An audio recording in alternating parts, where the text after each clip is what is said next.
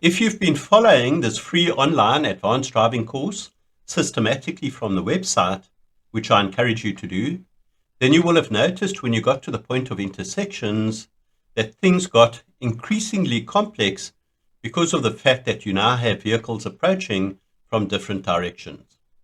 When you throw traffic lights into the mix, that increases the number of variables and consequently the number of permutations where things can go wrong.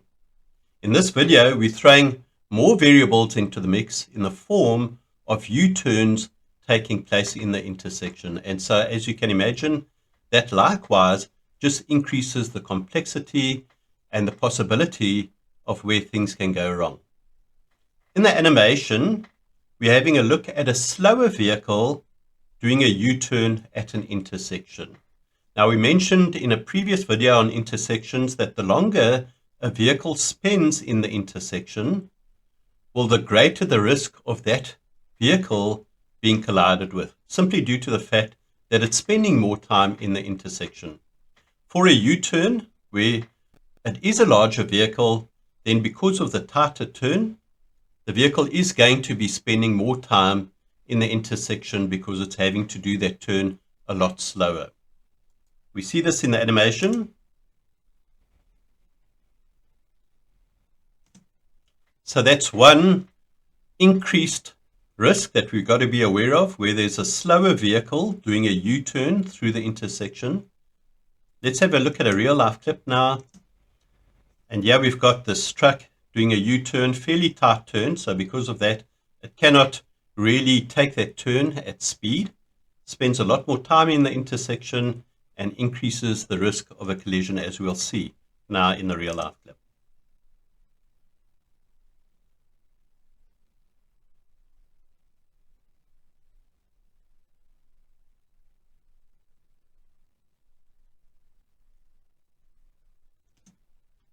So that was one problem in the previous animation, the amount of time spent in the intersection.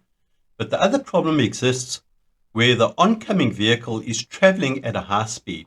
So even though the vehicle doing the U-turn may be taking the U-turn fairly quickly, not excessively slowly, due to the fact that the oncoming vehicle is now traveling at a higher speed, that also decreases the time that vehicles are able to take corrective action.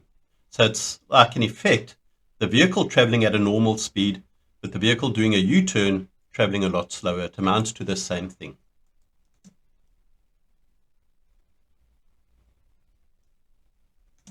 Real life clip to demonstrate this.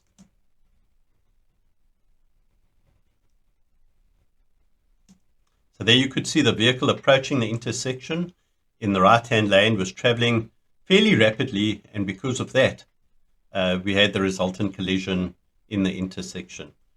So where possible, try to avoid using an intersection to do a U-turn. Rather try to find another road that's less used because it's simpler, less complicated, fewer variables involved, and it makes it consequently safer. Please like, subscribe, and get notified.